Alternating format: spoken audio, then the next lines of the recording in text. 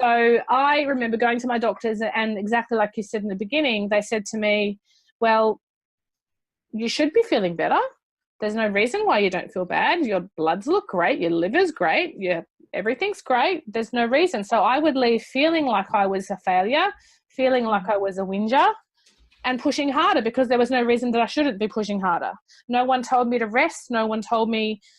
They mentioned post-cancer fatigue, but they didn't mention chronic fatigue, so I didn't make the link at all. I just thought, I'm just tired. So if I'm sleeping okay, I should, and I'm eating all the right things. I was very conscious about health and diet and all those things.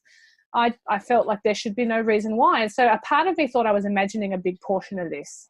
So I just kept pushing myself, and I pushed myself to the point where I then developed vertigo as another complication of my chronic fatigue. So now what happens to me when I get to the point where I'm not listening to my body, I end up in bed for 4 or 5 days with vertigo. I just kept thinking that one day I will wake up and I'll be okay. And it was almost like every day that didn't happen, a little bit more of me got chipped away. Wow. A little bit more of me got disappointed. A little bit more of me got sick of failing every day, and that's what I felt I was doing. And it's so interesting when I look back now, I wasn't failing at all. In fact, I think it was a bit of a miracle to think of what I did achieve.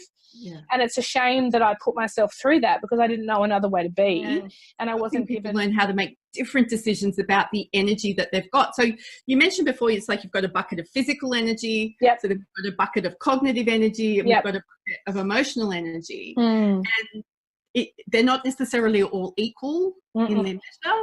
Yeah. You might have 5 pieces on a Monday, but you might only have 3 on a Tuesday, and there doesn't need to be any trigger or cause for that. There's nothing with you. Yeah. And that's a big thing, because I would spend so much time trying to understand and analyze that as well. So even just learning that, some days it might be here and some days it might be here. Like that was a gift in itself, because the amount of emotional and cognitive energy that you put into trying to understand something that doesn't have an answer, like what a waste of time that is. One of the biggest gifts for me in the program was actually having the help to discuss my fatigue with my family in a way that was helpful. That was huge for me, like being able to show my husband, and look, my family are supportive. I'm really blessed to have a supportive family, but they didn't get it. I didn't get it, so how could they get it? If the doctors don't get it and I didn't get it, they had no chance of getting it. But I was able to sit them down at breakfast one morning, show them this beautiful exercise that I'd gone through with my coach and learn how to do this. And I showed my family, and it was like the light bulbs came on. And from there, as a family, we then worked out, how are we going to move forward in this and support you, Mum?